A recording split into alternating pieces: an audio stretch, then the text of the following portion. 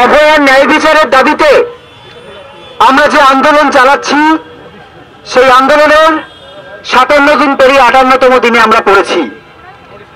আমরা মহালয়ার দিন যে মহামিছিল ও মহাসমাবেশ সেখান থেকে কিছু ঘোষণা করেছিলাম।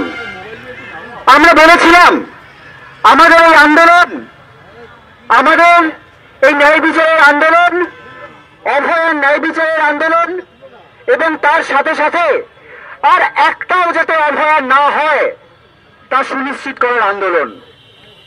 সেই জায়গা থেকে আমরা কিন্তু অনেকে প্রশ্ন করেছিলেন যে তোমাদের নতুন কি 10 দফা দাবি নাকি দেখা যাচ্ছে সেগুলো কি। আমরা বারবার বলেছি যে এই 10 দফা দাবি আসলে দুটো দাবি। প্রথম দাবি অভয়ার ন্যায় বিচার এবং বাকি প্রত্যেকটা দাবি জড়িয়ে আছে আর একটাও যাতে অভয়া না হয় তার জন্য। সেখানে কি কি রয়েছে? সেফটি সিকিউরিটি প্রশ্নে আমাদের কিছু সুনির্দিষ্ট দাবি আছে।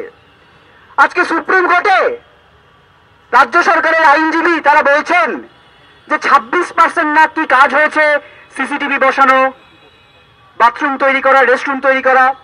আমরা যারা কার্যত প্র্যাকটিক্যালি গ্রাউন্ডে কাজ করছি, একটা দুটো কলেজ বাদ দিয়ে 26 কেন 6%ও কাজ হয়নি, 6%ও কাজ হয়নি। আমরা দেখেছি স্বাস্থ্য ভবনের সামনে যখন আমরা বসেছিলাম তখন তার 9 নম্বর দিনে আমাদের সার্ভাইলেন্স করার জন্য রাতারাতি 30টা সিসিটিভি বসতে পেরেছিল। কিন্তু এতদিন আন্দোলন হওয়ার পরে, এতদিন আন্দোলন চলার পরেও, সুপ্রিম কোর্টের নির্দেশের পরেও এই সামান্য কাজটুকু এগোলো না। দ্বিতীয় কি দাবি আমরা করেছিলাম? আমরা বলেছিলাম আমাদের যে সেফটি সিকিউরিটি সেটা আসলে রোগী পরিষেবার সাথে যুক্ত। রোগী পরিষেবা যদি উন্নতি করতে হয়, রোগী পরিষেবা যদি উন্নত করা যায়, সেন্ট্রাল রেফারাল সিস্টেমের মাধ্যমে রোগীর রেফারাল সিস্টেম যাতে ঠিক করা হয়, হয়রানি দূর করা যায়, অ্যাক্টিভ বেড স্ট্যাটাস যাতে তারা দেখতে পান, তাহলে তাদের রাগ অনেক কমবে। তাদের রাগ কিসের জন্য হয়? একজন রোগী যে এই যে চিকিৎসা ব্যবস্থা আসেন তাদের রাগ হয় এই কারণে যে তাদের দুয়ারে দুয়ারে কড়া নেড়ে শেষ পর্যন্ত যখন আসেন কোন একটা রোগীর মৃত্যু যেমন ঘটে সেই দুঃখ তারা পান, আমরাও পাই, তার রাগের সামনে পড়ি আমরা। সেই জন্য আমরা এই দাবিগুলি করেছিলাম। আমাদের 10 দফা দাবির মধ্যে কিন্তু এই দাবিগুলো রয়েছে। আমরা বলেছিলাম ভয়ের রাজনীতি দূর হোক, থ্রেট কালচার দূর হোক। কি বলেছি? যে প্রত্যেকটা কলেজে এই যে অভিযোগগুলো আসছে তাদের বিরুদ্ধে একটা সেন্ট্রাল ডিরেক্টিভ আসতে হবে, প্রত্যেকের বিরুদ্ধে ব্যবস্থা নিতে হবে। প্রত্যেকটা জায়গায় গণতান্ত্রিক পরিসর উন্মুক্ত করতে হবে। আরডিএ, রেসিডেন্ট ডাক্তারদের জন্য আরডিএ নির্বাচন এবং ইউজি স্টুডেন্টদের জন্য স্টুডেন্টস ইউনিয়ন ইলেকশন সুনিশ্চিত করতে হবে। আপনারা বলবেন এটা অভয়ার ন্যায় বিচারের দাবির সাথে কিভাবে সম্পর্কযুক্ত? কিভাবে? আমরা বলছি কিভাবে। আজকে গতকাল আশিস পান্ডে অর্থনৈতিক দুর্নীতির দায়ে সিবিআই এর দ্বারা গ্রেপ্তার হয়েছে। এই হচ্ছে সেই লোক যে আরজি করে থ্রেট কালচারের মাথায় ছিল। এই লোকগুলোকে সন্দীপ ঘোষের মতো লোকেরা সিলেক্ট করে করে একটা সিন্ডিকেট চালাচ্ছিল। তার মানে কি দাঁড়ালো? আমরা যদি একটা গণতান্ত্রিক পরিসর উন্মুক্ত করতে পারি আসলে তাহলে এই থ্রেট কালচারকে অনেকাংশে আমরা স্ট্রাকচারালি দূর করতে পারবো। এই সামান্যগুলো তো দাবি। এই দাবি মানার জন্য আমাদের এত আন্দোলন করতে হয় এত দিন ধরে। তারপর কি দাঁড়ালো? সাগর দত্ত একটা ঘটনা ঘটলো। সাগর দত্ত একজন রোগী, তিনি মারা গেলেন। মারা যাওয়ার পর কিভাবে হলো সে ব্যাপারটা? আইসিইউতে বেড ছিল না, আইসিইউ রেফার পাঠানো হলো। রেফার পাঠিয়ে যেহেতু সেখানে বেড নেই, সেখানেই আপ্রাণ চেষ্টা করা হলো, 45 মিনিট ধরে সিপিআর দেওয়া হলো, তিনি মারা গেলেন। তার যে ক্ষুদ্র পরিজন তাদের সামনে পড়লাম আমরা জুনিয়র ডাক্তাররা। তার সাথে পিছনে কাদের ব্যাকআপে আমরা জানি না বেশ কিছু গুন্ডা বাহিনী ঢুকলো। সেখানে আমাদের মহিলা সহকর্মীদের বলা হলো আরজিকর বানিয়ে দেওয়া হবে, অভয়া বানিয়ে দেওয়া হবে। এই গোটা জিনিসটা থেকে আমরা কিন্তু আবার কর্মবিরতিতে যেতে বাধ্য হলাম। অথচ সুপ্রিম কোর্টে কি বলা হলো? যে ডাক্তাররা নাকি বেড দেয়নি। একজন রোগীকে বেড দেওয়ার দায়িত্ব ডাক্তারদের। ওই বেডগুলো কারা ঠিক করে? একটা হাসপাতালে কটা বেড থাকবে সেটা কিভাবে ঠিক হয়? এই দায় কার? আসলে সরকার আমাদের যে ন্যায় বিচারের আন্দোলন, ন্যায় বিচারের দাবিতে আমাদের যে আন্দোলন তাকে ভয় পেয়েছে। এবং সেই ভয় পেয়ে আমাদের গণশত্রু বানাতে চাইছে। আমাদের বলতে চাইছে যে ডাক্তার এক পক্ষ, রোগী আর এক পক্ষ, লড়িয়ে দিতে চাইছে। আমরা স্পষ্ট জানাতে চাই যে অভয়ার ন্যায় বিচারের দাবিতে যারা রাস্তায় রয়েছি, সেটা ডাক্তার, সেটা জুনিয়র হোক, সিনিয়র হোক, নার্স, স্বাস্থ্যকর্মী, রোগী, রোগীর পরিজন, প্রত্যেকটা মানুষ সবাই আসলে একটা পক্ষ, অভয়া পক্ষ। আর তার উল্টো দিকে যদি কেউ থেকে থাকে তাহলে সেটা সরকার, সরকার ঠিক করুক যে তারা এই পক্ষে থাকবেন, আমাদের পক্ষে থাকবেন, নাকি আমাদের গণশত্রু বানাতে চাইবেন। আমরা আজকে এখান থেকে যে কর্মসূচির কথা ঘোষণা করেছি সেটা এবার আমাদের জানিয়ে দিতে চাই। আমরা দেখলাম যে যেদিকে সুপ্রিম কোর্টে এই গোটা বিষয়টা হলো, আমাদের বহু আগে থেকে দাবি ছিল যে স্বাস্থ্য দুর্নীতির দায় নিয়ে যে প্রিন্সিপাল হেলথ সেক্রেটারি নারায়ণ স্বরূপ নিগম, তিনি ওই সুপ্রিম কোর্টে উপস্থিত ছিলেন। তিনিও দায় চাপালেন কি, যে ওই রোগী মৃত্যুর দায় সব ডাক্তারদের। আমরা এটা আবার মনে করিয়ে দিতে চাই, আমাদের দাবির মধ্যে যেমন ছিল এই থ্রেট কালচারের বিরুদ্ধে লড়াই, সেফটি সিকিউরিটির লড়াই, ঠিক তেমনি এই স্বাস্থ্য দুর্নীতির মাথায় বসে থাকা এই নারায়ণ স্বরূপ নিগম প্রিন্সিপাল হেলথ সেক্রেটারি, তাকে কিন্তু অপসারণ করতে হবে। এই দাবি কিন্তু আমরা রেখেছি, এই দাবি কিন্তু আমাদের 10 দফা দাবির মধ্যে রয়েছে। এরপর আসি তারপরের কথায়। আমরা মহাসমাবেশ থেকেই ঘোষণা করেছিলাম, সেদিনকে এত মানুষের ঢল, এত সাধারণ মানুষ, প্রত্যেকের যে বুকের আগুন, প্রত্যেকের যে আবেগ, সেই আগুন নিয়ে আমরা কিন্তু এগিয়ে চলেছি। এটা একটা গণ আন্দোলন। ফলত সেই গণ আন্দোলনকে মর্যাদা দিতে আমরা যে রোগী যারা রয়েছেন তাদের প্রত্যেকের কথা ভেবে আমরা ঠিক করেছিলাম, এবং গতকাল আমরা জিবি করে ঠিক করেছি যে আমরা আজকে থেকে কর্মবিরতি প্রত্যাহার করছি, সম্পূর্ণরূপে প্রত্যাহার করছি। এটা যদি কেউ মনে করে থাকেন যে রাজ্য সরকার ভয় দেখাচ্ছে, রাজ্য সরকার ভাবছে আমাদের পাশে জনগণ নেই, তাই আমরা ভয় পেয়ে কর্মবিরতি তুলছি, এটা তারা ভুল ভাববেন। আসলে জনগণ আমাদের পাশে আছে এবং আমরা যে একই পক্ষ, এটা বোঝানোর জন্য আমরা কর্মবিরতি প্রত্যাহার করছি। কিন্তু তার সাথে সাথে একই সাথে আমরা তীব্রতর আন্দোলন করছি। কি করছি? আজকে পূর্ব নির্ধারিত কর্মসূচি অনুযায়ী এই ধর্মতলায় ডরিনা ক্রসিং এ এই সামনে আমরা জুনিয়র ডাক্তাররা ওয়েস্ট বেঙ্গল জুনিয়র ডাক্তার্স ফ্রন্টের পক্ষ থেকে লাগাতার অবস্থান কর্মসূচির ডাক দিচ্ছি।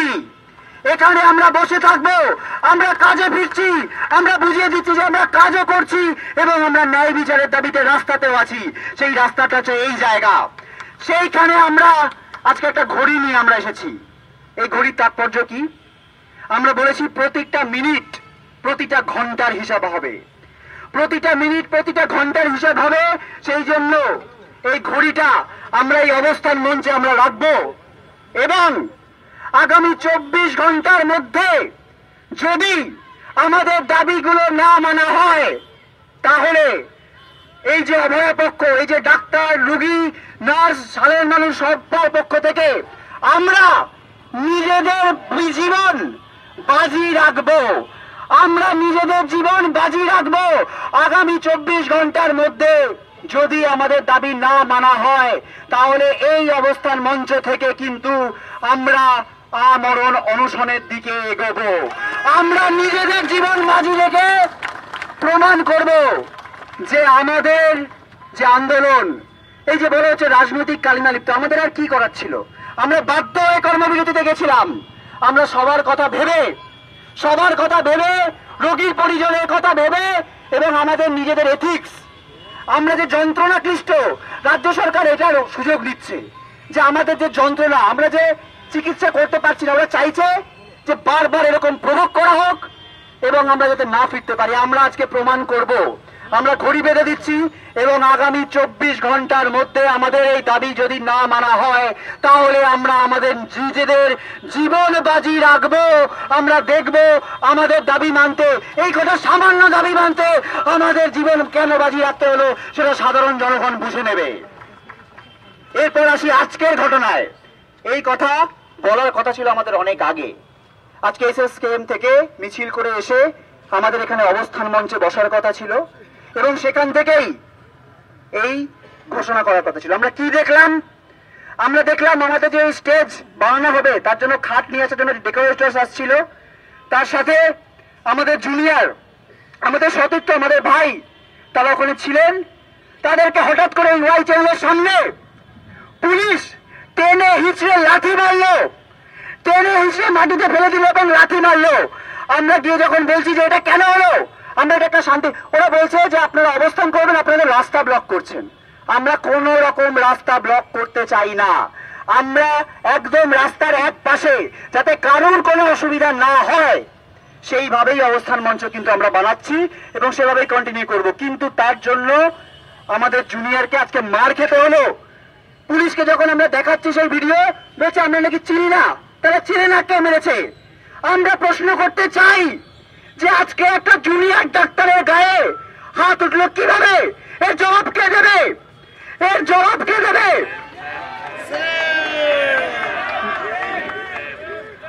আমরা ঠিক যেমন আমাদের 10 দফা দাবি নিয়ে যেমন অবস্থানে বসছি, দড়ি বেঁধে দিচ্ছি, প্রয়োজনে নিজের জীবন বাজি রাখছি, তার সাথে সাথে অবিলম্বে নিঃশর্ত ক্ষমা চাইতে হবে।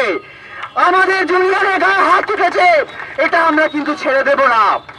নিঃশর্ত আমাদের যখন বলা হচ্ছে, ওরা কি বলছে যে আমাদের একটা লিখিত অভিযোগ দিন, একটা লিখিত অভিযোগ দিন যে আপনাদের সাথে যে এরকম ঘটেছে আমরা তো কই জানি না, একটা লিখিত অভিযোগ দিন। আমাদের চোখের সামনে এই ঘটনা ঘটেছে, আমরা ভিডিও দেখেছি, আমরা লিখিত হয়তো জানাবো, কিন্তু এইটুকু সদিচ্ছা নেই, এইটুকু সদিচ্ছা, এইটুকু ওরা বলতে পারছেন না যে যে ঘটনা জুনিয়র ডাক্তারের সাথে হয়েছে সেটা ভুল হয়েছে। এইটুকু ক্ষমা চাওয়ার সিদ্ধারা তাদের নেই যে সিদ্ধারাটা আমরা লালবাজারে দিয়ে এসেছিলাম সেটা কি তারা ফেলে দিয়েছেন, সেটা কি তারা বিক্রি করে দিয়েছেন, সেই সিদ্ধারাগুলো কি তারা আবর্জনা স্তূপে ফেলে দিয়েছেন। আমরা কিন্তু আমাদের সিদ্ধারার জোর দেখাবো এবং এই যে আন্দোলনের কথা বললাম সেই আন্দোলন চালাবো। তার সাথে আরো কিছু কথা আমরা বলে রেখেছিলাম, এই যে আন্দোলন তীব্রতর হবে তার সাথে সাথে আমরা কিন্তু এটা বলেছিলাম যে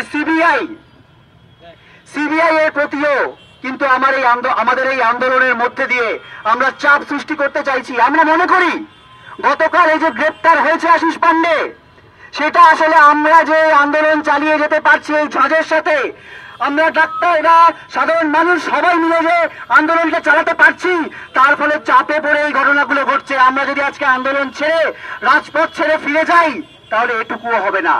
তাই ঠিক যেমন আমরা এখানে অবস্থান মঞ্চ করব, ঘড়ির কাঁটা বেঁধে দিয়ে নিজেদের জীবন বাজি রাখবো, ঠিক তেমনি প্রয়োজন হলে আমরা দিল্লি অব্দি যাব। আমরা দিল্লিতে গিয়ে এই সিবিআই এর যে অমীমাংসিত যত মামলা রয়েছে, যেখানে বিচার হয়নি, যেখানে সুপ্রিম কোর্ট সুমত হয়ে বিভিন্ন কেস নিয়েছেন কিন্তু তার বিচার হয়নি, সেইগুলো নিয়ে প্রয়োজনে ন্যাশনাল প্রেস মিট করব। বাকি গোটা ভারতের সমস্ত যে আরডিএ গুলো রয়েছে, সাধারণ মানুষ রয়েছেন, তাদের সাথে মিলে আমাদের আন্দোলন, এবং এটাও যদি মনে করা হয় এই যে অবস্থান বিক্ষোভ হোক, তারপরে নিজেদের জীবন বাজি রাখা হোক, সেটাও কিন্তু এই আন্দোলনের শেষ নয়। আমরা কিন্তু যতদিন না পর্যন্ত অভয়ার ন্যায় বিচার পাচ্ছি এবং আর একটা অভয়া না হয় সেটা সুনিশ্চিত করতে পারছি, ততদিন আমাদের আন্দোলন চলবে। আমরা রাজপথ ছাড়ব না। অভয়া ভয় নাই, রাজপথ ছাড়ি নাই।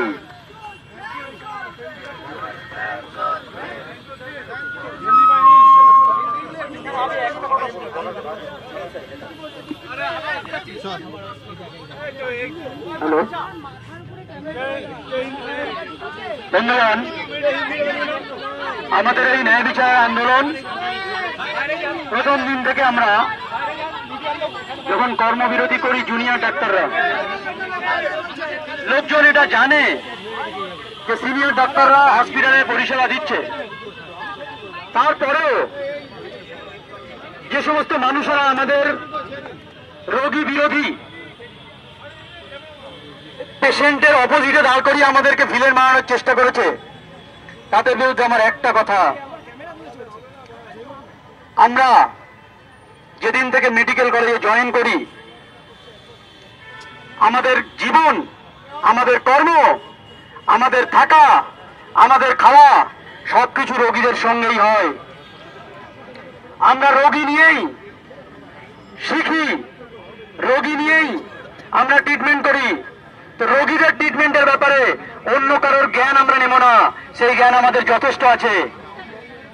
আরো একটা কথা, আমরা পরিষেবা কিভাবে দেব এবং কি করে দেব, কবে দেব, সেই ব্যাপারে আমরা যেমন সিনিয়র ডাক্তারদের সঙ্গে বারবার আলোচনা করেছি, যাতে রোগী পরিষেবা ব্যাহত না হয়, সেই ব্যাপারটাও আমরা মাথায় রেখে, আজকের জনগণের ওই স্বার্থটা মাথায় রেখে আমরা যেমন কর্মবিধি প্রত্যাহার করছি, আমরা সেই সঙ্গে যারা আমাদের এই ব্যাপারটাগুলো বিরোধী করেছিল তাদের একটা কথা বলে যেতে চাই। আপনারা শুধুমাত্র কয়েকজন আছেন যারা জেলে যাওয়ার পর ট্রিটমেন্ট নেওয়ার জন্য কোনো হসপিটালে ভর্তি হন, কিন্তু আমরা ট্রিটমেন্ট দিয়ে যাই। এই ডিফারেন্সটা বুঝবেন। আমরা রোগীর ব্যাপারে আপনাদের চেয়ে অনেক বেশি ভাবি। আমরা ডাক্তার শুধু নয়, আমরা রোগীদের সঙ্গে সহকর্মী এবং সমস্ত রোগীর দুঃখে আমরাও দুঃখিত হই। এই কথাটা বলে আমরা কর্মবিরতি প্রত্যাহার করলাম। আরজি করের বুকে ঘটে যাওয়া যে নৃশংস ঘটনা, তার 56 দিন আজ অতিবাহিত হয়েছে। যে নক্কারজনক ঘটনা আরজি করের বুকে, মেডিকেল কলেজের বুকে ঘটেছিল, সেখান থেকে আরজি কর ডাক দিয়েছিল, আরজি কর দিচ্ছে ডাক, অভয়া বিচার পাক। এই 56 দিনের ঘটনার অন্তিম কালে এসে আমরা মনে করে দেখেছি, আমরা ফিল করেছি যে বিচার জন্য সাধারণ মানুষ থেকে শুরু করে আমাদের সিনিয়র চিকিৎসক, ডাক্তারি পড়ুয়া, নার্সিং পড়ুয়া, প্যারামেডিক্যাল ছাত্রছাত্রী, সমস্ত পেশার মানুষ, সমস্ত সাধারণের মানুষ, সংবাদ মাধ্যম যেভাবে আমাদের পাশে থেকেছেন, আমাদের লড়াইয়ের আন্দোলনে সহযোগিতা করেছেন, সাহস জুগিয়েছেন, আপনাদেরকে ধন্যবাদ। আপনাদেরকে এই লড়াইয়ে আমরা পেয়ে কুর্নিশ। আমরা তার পাশাপাশি কিছু কথা আজ বলে রাখা অত্যন্ত প্রয়োজন। হ্যাঁ, আমরা কর্মবিরতি তুলে নিচ্ছি, কর্মবিরতি প্রত্যাহার করেছি, ঠিক। আমরা কাজে ফিরতে চেয়েছিলাম, আজ কাজে ফিরলাম। পাশাপাশি আমরাও এটা বললাম, এই ঘড়িতে 8:30 আমরা টাইম দিয়েছি, 8:30তে আমরা প্রত্যাহার করেছি। ঠিক 24 ঘন্টার সময়সীমা আমরা বেঁধে দিয়েছি। কাল ঠিক রাত 8:30 অবধি সময়। তাহলে কি চাইছি আমরা? তাহলে আমরা চেয়েছি আমাদের সেফটি সিকিউরিটির প্রশ্ন। আজ স্বাস্থ্য ব্যবস্থার মধ্যে যে চরম দুর্নীতির জায়গা আজ ওয়েস্ট বেঙ্গলের বুকে প্রস্ফুটিত হয়েছে, আজ প্রতিটি জায়গায়, ঘরের কোনায় কোনায় স্বাস্থ্য ভবনের যে দুর্নীতির কথা আমরা দেখতে পাচ্ছি, আমরা দেখতে পাচ্ছি যে এই দুর্নীতির ফিনান্সিয়াল ফ্রডের সাথে 9 তারিখের ঘটনা যুক্ত কিনা আজকে বিভিন্ন অ্যারেস্টের পর এই ঘটনা সামনে উঠে আসছে। তাহলে আমরা তাও দেখতে পাচ্ছি, তাহলে এই জায়গা থেকে আমাদের যে দাবি আছে, সেই দাবি কোন জায়গায় অযৌক্তিক। তাহলে দাবি যদি যুক্তিযুক্ত হয় একজন রাজ্য প্রশাসকের পক্ষ থেকে, কেন আমাদের দিক থেকে এই সদর্থক প্রয়াস আমরা রাজ্য প্রশাসনের কাছ থেকে দেখতে পাবো না? আমরা যেটা বলতে চাইছি যে কি তদন্ত প্রক্রিয়া চলছে, আমরা একদমই তাই। তাহলে সেই জায়গা থেকে যেটা বলার, যে আমরা যেটা দেখলাম, পরিলক্ষিত করলাম, সুপ্রিম কোর্টের অন্দরে নানান আলোচনা হচ্ছে, আলোচনা হোক, আমরাই আলোচনা চেয়েছিলাম। কোর্ট মনিটর, সিবিআই ইনভেস্টিগেশন আমাদেরই দাবি ছিল। তাহলে আমরা মহামান্য সিজিআই কে বলতে চাই যে আপনি ন্যায় বিচার নিয়ে আলোচনা করুন, আপনি আমাদের সেফটি সিকিউরিটি নিয়ে আলোচনা করুন, আপনি ক্যাম্পাসকে আরো গণতান্ত্রিক সুরক্ষিত করার জন্য আলোচনা করুন। দ্বিতীয় অভয়া যাতে আরজি কর সহ বিভিন্ন কলেজের বুকে যাতে আর না ঘটে, তার জন্য সদর্থক পদক্ষেপ নিন। কর্মবিরতি যদি অন্তরায় ছিল, আমরা আজ কর্মবিরতি তুলে নিলাম। রাজ্য প্রশাসনকে বলতে চাই, কর্মবিরতি যদি আপনারা বলে থাকেন, কর্মবিরতি তুলে নিলাম। আপনারা আমাদের যে 10 দফা দাবির কথা বলা হচ্ছে, আমাদের যে সুনির্দিষ্ট দাবি ছিল গণতান্ত্রিক পরিবেশে বৃহত্তর করার যে জায়গা, যাতে দ্বিতীয় অভয়ার মতন কোনো ঘটনা না ঘটে, সেই দাবি সম্পর্কে অবিলম্বে করুন। আমরা তো যা কথা বলেছি, এই আন্দোলনের থেকে উঠে আসা যে কথা, থ্রেড কালচার, এই আন্দোলনের জায়গা থেকে জন্ম হওয়া থ্রেড কালচার, তাহলে এই থ্রেড কালচার আমরা মনে করি সম্পূর্ণরূপে নিপাত হওয়া উচিত। কি চেয়েছি আমরা বলেছি স্টেট লেভেল ইনকোয়ারি কমিটি তৈরি করুন, কলেজ ইনকোয়ারি কমিটি তৈরি করুন। আপনি মাননীয় মুখ্যমন্ত্রীর সাথে আলোচনায় যে টাস্ক ফোর্সের কথা বলেছিলেন, আমরা বলেছি কলেজ ওয়াইজ টাস্ক ফোর্স তৈরি করুন। রোগী পরিষেবা যদি সুরক্ষিত না হয়, তাহলে ডাক্তার কখনো সুরক্ষিত বোধ করতে পারে না। সেই জায়গা থেকেই আমরা বলেছি যে বেড মনিটরিং সিস্টেম আপনি শুরু করুন, আপনি প্রপার রেফারাল সিস্টেম তৈরি করুন, আপনি যে শূন্য পদগুলো আছে সেগুলোকে ভর্তি করার চেষ্টা করুন, ডাক্তার, স্টুডেন্ট, টিচার এই জায়গাগুলোকে আপনি ভর্তি করুন।